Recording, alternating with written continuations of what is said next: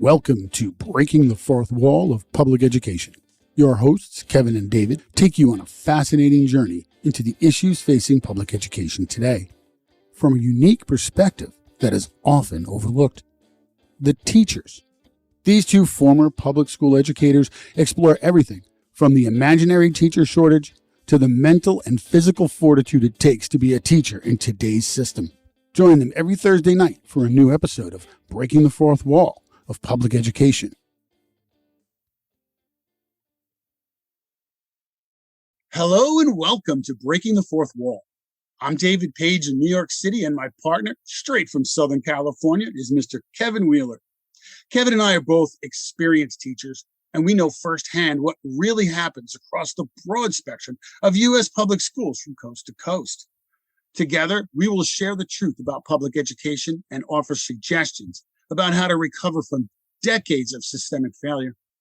Now, I know Kevin wants to tell you more about the show. So, Kev, let's get started, man. What do we got today? Thanks, David. Now, Breaking the Fourth Wall is a new podcast dedicated to enlightening ordinary people about how public education really operates in the United States, as well as uplifting not only the teaching profession, but those of us who have chosen to leave education and pursue new careers. Now, there are so many podcasts and professionals out there who already discuss the problems in education, but this podcast is going to be a little bit different. We are approaching this topic from a more personal level. Everyone has heard of the problems teachers face, ranging from a lack of support to salary concerns, but few really, as we call it, break the fourth wall and speak from the heart about how those things have eaten away at the teaching profession. David and I both suffer from PTSD due to our experiences, and so do over 600,000 teachers who have chosen to transition out of public education since January of 2020, many of whom will eventually be guests on this podcast. Kevin, that's outrageous, man. I mean, if you think about the idea that 600,000 teachers, just since 2020. It's way more than that now. I mean, and that's a statistic I suppose that, you're able to find. And honestly, that's something that's, I mean, I knew the number was high, but I never knew it was that high. And that's quite fascinating to me. So what else we got? I know we have our first episode. So let's see where we're going. For our first episode, we wanted to address the biggest misconception of them all, the so-called teacher shortage everyone has heard about on television, social media, and probably your own local communities. To dispel this myth right away, there is no teacher shortage in the United States. There is a teacher retention problem. Sure, this creates a shortage in the long run, but what society has been looking at is the symptom and not the cause. We will be delving into why there is a retention issue right after this commercial break, so please stay tuned. Leftovers. Or the DMV. Number 97. Or house cleaning. Or Chumba Casino always brings the fun. Play over 100 different games online for free from anywhere. You could redeem some serious prizes. ChumbaCasino.com. Live the Chumba life. No purchase necessary. Void where prohibited by law. 18+ terms and conditions apply. See website for details. Hi, and welcome back to Breaking the Fourth Wall. Today, we're discussing the teacher shortage and what that really means. So, Kevin, how about you get us started, man? The teacher shortage, I mean, it sounds bad, but what do you think is really happening here? I know you mentioned about retention issues, but what does that really mean? I mean, what are you really talking about there, Kevin? Well, as I said earlier, David, there isn't really a teacher shortage per se, but rather a retention and even recruitment problem now. Veteran educators don't want to stay anymore, and prospective teachers don't want to enter either. We are hemorrhaging teachers and turning new ones away, and no one really looks at the state that education has devolved to in order to understand why in the first place. Simply put, teachers are overworked, underpaid, aren't happy, fulfilled, or supported anymore. What used to be a calling to teach our youth became a job that gave us lasting mental health problems and no work-life balance. We're just tired. I agree, Kevin. I taught for 20 years in New York City. And I can tell you that, I mean, most teachers that I speak to, the ones that I know and I'm still friends with, are all saying the same things. Particularly the lack of support. It's become a really big issue, especially, I believe, since actually No Child Left Behind and even Mayor Bloomberg in New York City. A lot of the things that he started to call education, he started to try to make it a much more corporate setting. And he would say that, well, kids are like widgets and you're teaching widgets. Nobody is a widget. People are people. And one of the big problems that I see, and I don't know if you see it, but that's a big issue with teachers, is they really just want to be treated like people. They want to be respected. And I don't see that in education. We could really talk about a lot of the things that we've done over the years, but I mean, what about you? I mean, how do you see the issue? What do you see? As you said, there's no value. Teachers are they're eaten up and spit out by the system now. Before, where I'm not saying teachers were always respected or always loved. No job has that all the time. Absolutely. But over the last probably like 15 or 20 years now, teachers have really become devalued. Whether that be from, again, a lack of respect, students gaining more authority in the classroom, administrators no longer supporting their staffs. The reasons are endless. But overall, I just don't feel that there's passion anymore. That overall, teachers are looked at not as change advocates, but rather just as people who happen to be babysitters, who happen to be in loco parentis, as they say. We're in place of the parent when they're at school. Oh, yeah, facilitators, Kevin. Facilitators. They facilitate education. This creativity has gone out of the profession. It's gone. Think about it in this way. I'll give you a good example that happened in my school. I remember a new AP came in. That's an assistant principal. And she went into the book room. Again, I'm an English teacher. And she decided to rip out almost every book that was in there. She said, these are the books you're teaching. We're not teaching 5 books a year anymore. We're only teaching 3. These are the only books you can teach. You need to come to me and I will assign them to you. Before she showed up, we had a book room full of books. The teachers had choices to pick what they felt they were comfortable with, and what they felt they could reach their students with. The creativity for lessons and planning was on them. And when administrators came in to see you teach, they came in to see you teach and came in to give you advice or try to help you out or try to improve your teaching and really truly look at what you were doing as a craft, as an art, and as a science. And today, and I'm sure you'll agree with me, and every teacher I know will agree, that administrators are no longer helping. What they do is they come in and it's all disciplinary now. Administrators are now observing you in a disciplinary way, not in a helpful way. It's a gotcha system. And what they expect from you is to do exactly as you're told, with no real true creativity involved in you. And that you need to sit and follow the rules and stay in line. And if you follow the rules and stay in line, all the kids will learn. And I don't really see that. What I've noticed. I mean, you hit on so many different things. You hit on so many different things that, starting off with just you said the lack of creativity for teachers. I mean, we went in to teaching, to educate our youth. It was what our passion was. That's correct. Because we were able to do so much. I'll be honest, I wanted to teaching because I'm altruistic. I just really, I mean, that's it. But now we don't have time for that. We're not even allowed. Here's the dichotomy we have in education now, that administrators, parents, everyone preach for us to individualize, to be creative for every student.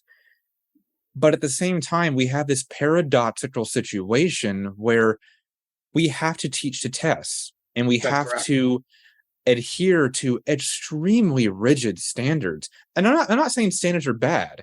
No, of course, we should always have a standard in education. Of course, but they've become so rigid and structured, especially ever since Common Core came in what, about 8-9 years ago now? Oh my God. And we could get involved with that about how no teachers were even involved in that. They sat in the corner. Exactly. Teachers weren't even involved in the crafting of those standards. So now what we're running into is that we have, as you said, bridging it to what you said about administrators coming in and disciplining us. Before, it was about support. It was about going, hey, you really could improve in this area. And that's normal for every single job. And I expected that. And coming from the corporate world, that's what my reviews were like in the corporate world. I spent 10 years in corporate before I became a teacher. And any performance review I had was always in some way meant to help me improve as a worker, as an employee, as a person who's involved in this organization.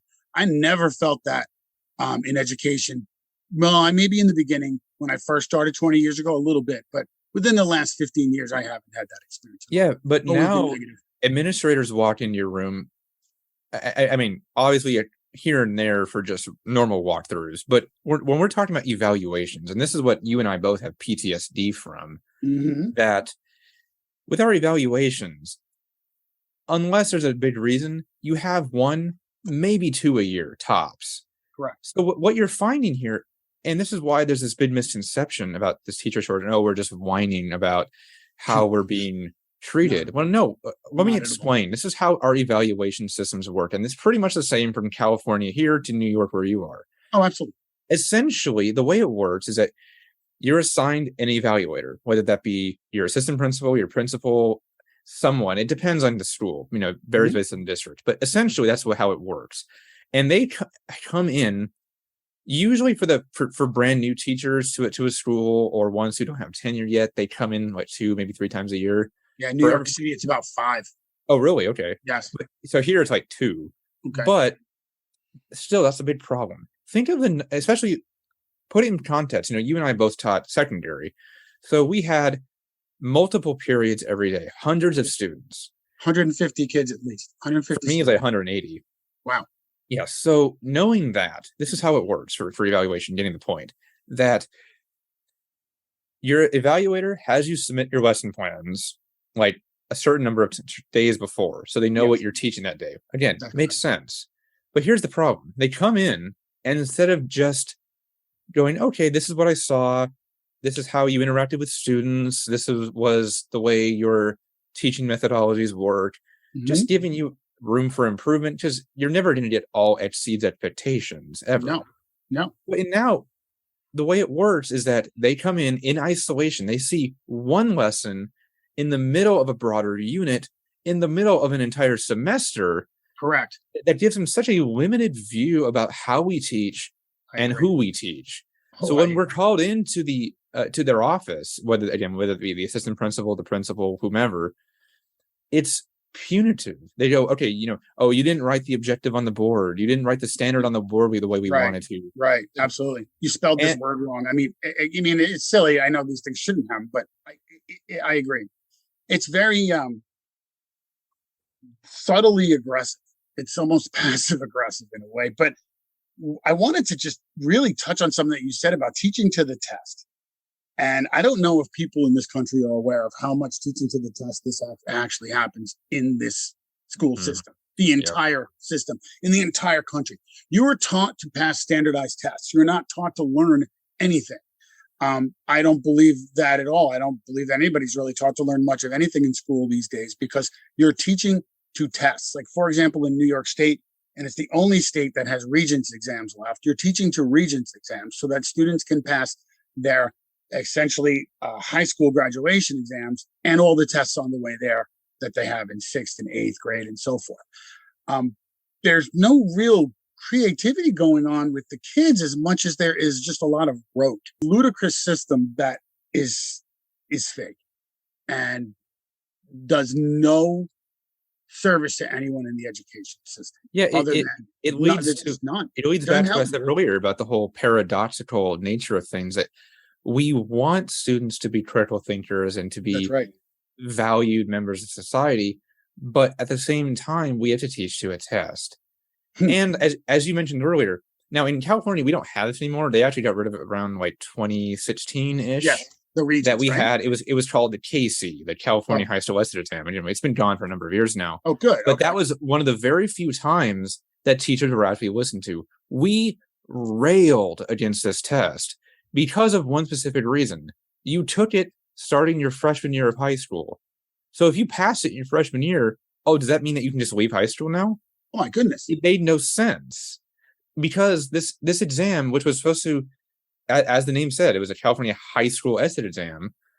If you pass it in 9th grade, are you really assessing high school skills? No, you're assessing 8th grade skills. Correct. You know that, again, it's a joke, like that the TV program, Are You Smarter Than a Fifth Grader? That the definition of what is a fifth grader is constantly evolving every year. And that, 3rd grade is the new 5th grade. Yeah. Because of, and go to any elementary school these days, you'll see that, especially in math is the big one right now, about, we need to teach kids to be better mathematicians. And when realistic, most of them will never use this stuff. Let's be honest. Okay. True. We're breaking the fourth wall here. Yeah. You're probably not going to use it, kids. Okay. You're not. Now that you'll use financial algebra. You'll use that in your life all the time. Right. You might use occasional geometry around your house, but that's about it.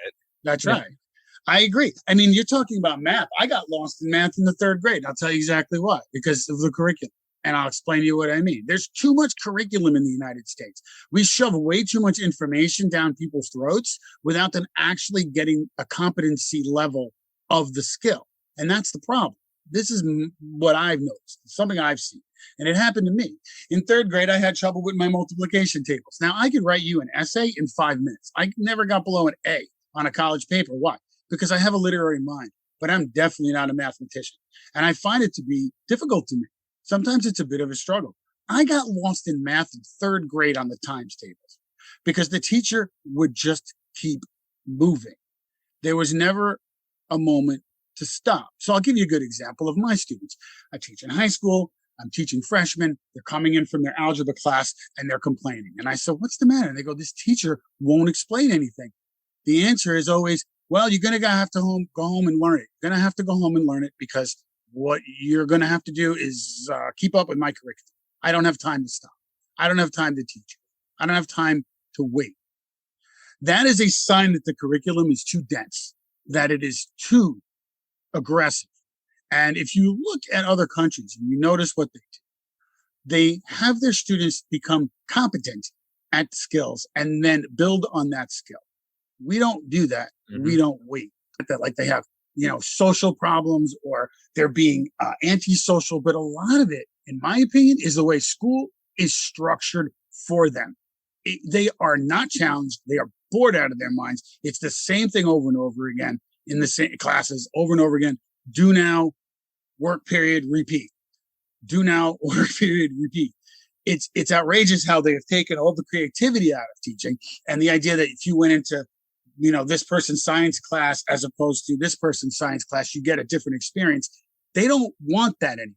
In fact, I'll give you a great example. My AP of English once said in a meeting, I would love it if everyone in my department was in the same book, on the same page, on the same lesson, on the same day. I was really confused by that statement. Yeah, I heard that from my administrations all the time because they want to. The term, in case you guys aren't familiar, it's common assessments, common curriculum. They want, and that's also why it's called Common Core. Because they expect you to. Again. There are so many paradoxes in education. On the one hand, we want students to be able to express themselves. They want to be artists. They want to be mathematicians. They want to be historians, whatever the case is.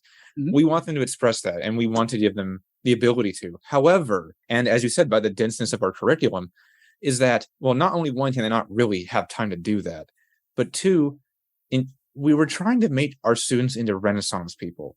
And again, if you don't know what that means, again, Renaissance people, they're good at everything.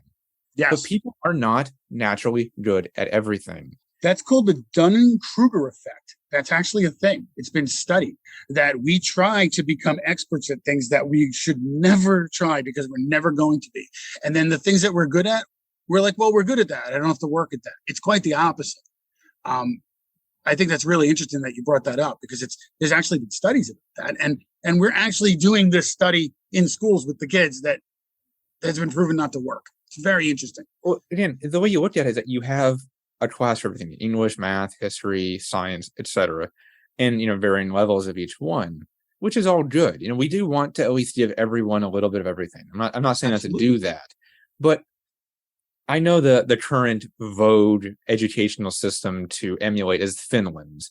And of course, everyone has an opinion about that. But the point is, to take at least a cue from the Finnish education system is that they earlier on, I think it's around like our equivalent of fourth or fifth grade. I think I need to check it again. It's been a while, Okay. but it's something along those lines where they start to identify, okay, what are you really good at? What are you passionate about? It could be anything. Yes. And as they get older, they start going through, again, our equivalent of middle and high school, that they have primarily those courses. They have things, and they'll still have classes and everything else. Of course. But they'll have, instead of one math class, if they're really passionate about math, they'll have 3 or 4, and they'll develop those one skills. Language class and one language. Right. But here we never do. We keep the exact same schedule every single year, day in and day out.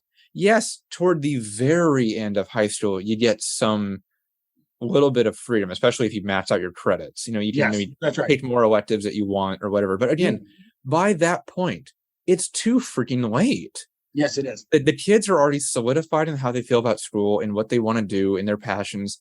Yes, you'll have some who don't know what they want to do after high school, of course. But the point is that we never change. We stay the same and expect things to be different. It's the definition of insanity. We keep doing the same thing and expecting a different result. That's right. I mean, it's really funny that you bring that up too. You're talking about Finland because, what you get an argument from people, and one of the arguments that I see that people say about what you just mentioned, and I absolutely agree with you. I believe that students should declare a major in high school. It's that evil word tracking. Mm-hmm. It's such a terrible word, tracking. And the problem with tracking is that it has racist undertones that have been set on it because people did use it very poorly in the past, particularly where they were pushing African American and Hispanic students into vocational education and pushing white students out of that into other things. Yeah, that did happen. It did.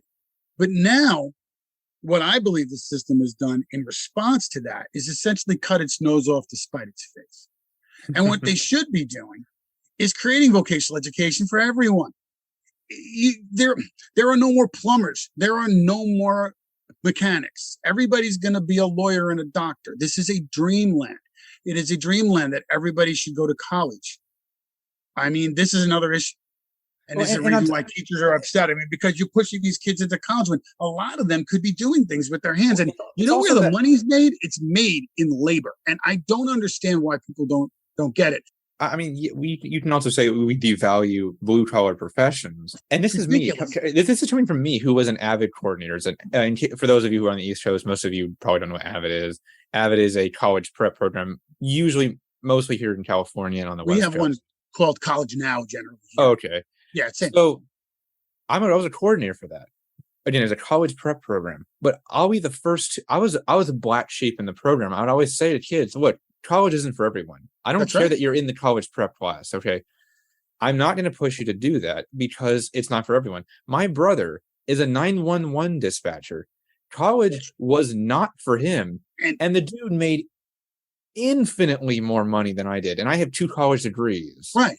Me too. And other certificates, I'll give you a good example. My friend Kenny in high school was dyslexic, and he was smart. He could write, but he couldn't write the words out. He'd mix the letters up. So he would dictate me papers and I would write them out for him. Kenny went to BOCES. Now in New York, we have something called BOCES, which is a vocational school where they'll take the kids and they kind of pull them out of their regular school during the day and bring them to another location where they'll learn very, very serious vocational stuff from chefing, auto mechanics, cosmetology, whatever. But anyway, Kenny went for air conditioning and refrigeration at BOCES. Kid gets out of school. By the time he's 20 years old, ready for this? He's already working. I'm in college, not doing anything. What am I doing? I'm not making money. He's already making money. Kenny now owns his own company. He has 4 trucks. He has all these guys employed for him. He has all these giant contracts. He makes hundreds of thousands of dollars a year, but he's dyslexic. And he got into what? Blue collar work. Looping it back to us wanting to talk about retention and teacher issues is that so everyone has their own version of what's wrong with education. Again, we've just named so many. And there's way more than this. But when it comes to teachers, let's look at it from a personal standpoint. Because you can just Google what's wrong with education and you get 100 answers. But let's talk about from a teacher's perspective what's wrong with it. And no, let's not talk about the salary thing. I don't want to even touch that. Salary is not what makes people leave. It's really not. It's not. What comes down to it is, number one, respect. That's right.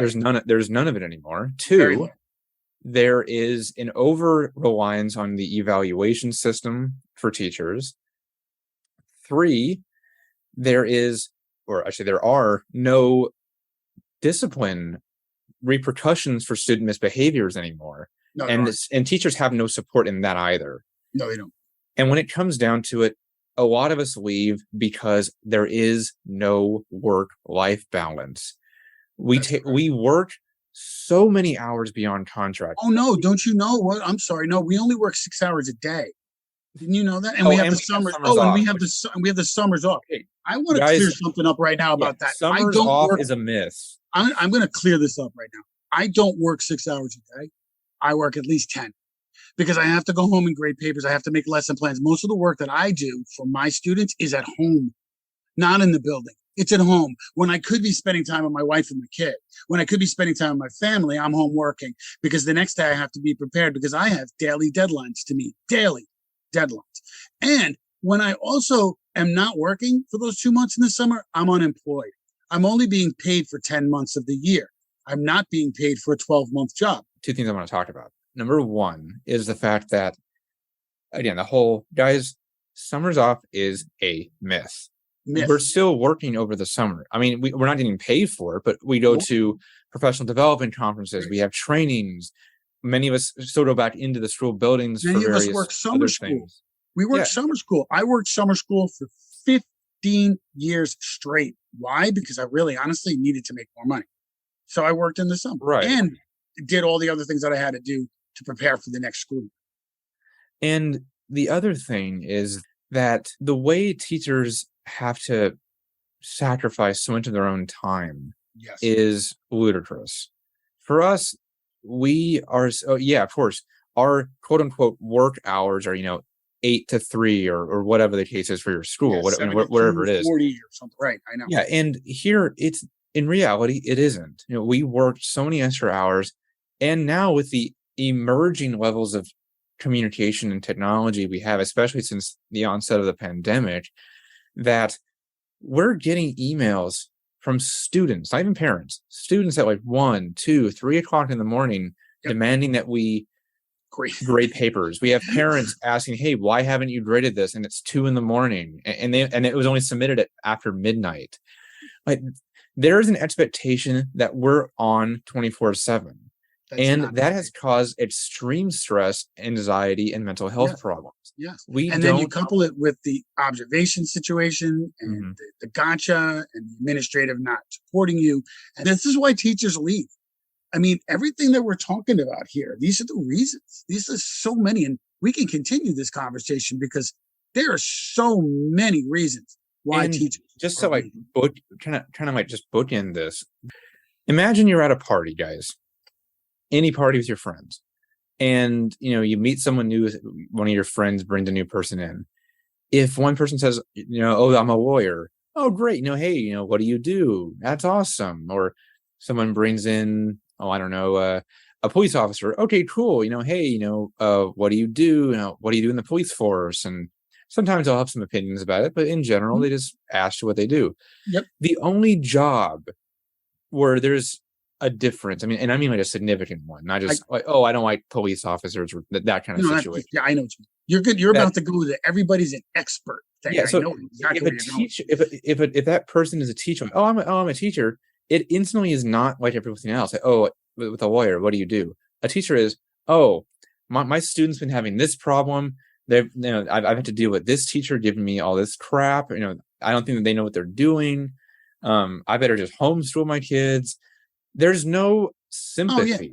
No, There's you no interest in what we actually not only endure, but what we actually do as a profession. Well, because there's We're no just, understanding. again, as professional babysitters and ones who are so used to having vitriol spewed at us That's that correct. parents automatically do it, even if we're not at school. What I find that people say is, "Oh, you must love that. You're off in the summer," or they say, "What's it like to have Christmas break?" And a lot of times I go, I tell people, I go, I honestly would much rather be back in a corporate job, working through the summer, just getting Christmas off than Agreed. getting the day off and whatever else is. I would much rather be doing that than teaching, because the benefits, they're not benefits. There's nothing valuable to that. In my life, I want respect. I don't want to be treated as if I don't matter in the system that I'm working in. I want to be a contributor, a person that has the ability to make decisions, because I'm a professional. And I guess where I want to leave it for me today is that, the system is so top down. And that's a real big problem for teachers, especially because there's always some new thing going that you have to learn and it doesn't stick. And we'll get into that in another episode. But essentially, really what I just want to say is that it's just a very frustrating job that a lot of people don't understand. And especially because the media has taken such a role in deprofessionalizing and discrediting teachers throughout the last 20 years. And I really don't know why they've been doing that, but they have. And the results are now felt throughout the country now, where your kid now is not being taught by a licensed teacher in a public school because there's so many people leaving. Yeah, And it's to outrageous. bookend it for me is that as I said, well over 600,000 teachers have left in the last almost just about 3 years now, and again, there's nothing to retain us. It's not a shortage. There's a retention issue that we don't want to stay anymore because there's nothing to keep us there. The passion that brought us into the profession is gone. Dead. It's gone. Dead. They killed it. And killed it. in the end, what I hope people start to realize through our podcast is that teaching is not just a calling. We don't the expression everyone always tells us, oh, you knew what you were getting into. Okay. One, I knew what I was getting into when what I signed up for, to educate our kids. Correct. I did not sign up, or I didn't know I was getting into an environment where, I walk in day one to a new school and it's open warfare between the teachers and the administrators. Right. So That's right. There's nothing to keep us. It's not teachers being whiners or us complaining about more money. Not It's at all. about the way we feel as human beings. This is why, this podcast is more about how do we personally feel. That's it's not correct. about just the experiences and the media perception of education, which is what a lot of people talk about. Mm-hmm. We have been tormented to such a degree that we would rather sacrifice so much to make a career change than stay. Sure. My master's degree cost me $30,000 and I'm willing to not even use it anymore. I don't care. Yeah, I'm not even using my degrees anymore. And I'm perfectly fine with that. And I never in my life thought I would say that. Me All too. of us, we all went into teaching expecting it to be our forever career. That's So true. when we left, a lot of us face the issue that a lot of people think that, all we can do is teach, without realizing that teachers do so much more than you ever imagine. Oh my gosh, that has to be an episode. It will just be easily. so Yeah. absolutely. So that's kind of where we're going here, relating stories and bringing in people who have gone through their own traumas and issues. And we'll talk about ours too. We haven't even scratched the surface about what we've went through over decades in education. Or people. So we'll get there. Thank you for joining us on Breaking the Fourth Wall. We'll see you next week. We're going to keep tackling these issues. And I think that the teacher shortage, or at least the sham of a teacher shortage, is going to be a little bit more discussed in our next episode. Yeah. I mean, it's interesting. The more teachers that can actually come out and say, you know what, these guys actually are not full of it. They're actually talking the truth. The better off things would be for a lot of people. Yeah, looking forward to all of our future guest speakers in our conversations. You have quite a few people, and in mind, I have a lot of people who actually have already expressed interest in popping on and talking. So Fantastic. we will get there in the coming weeks. But for now, thanks for joining us, and we will see you all next week on Breaking the Fourth Wall.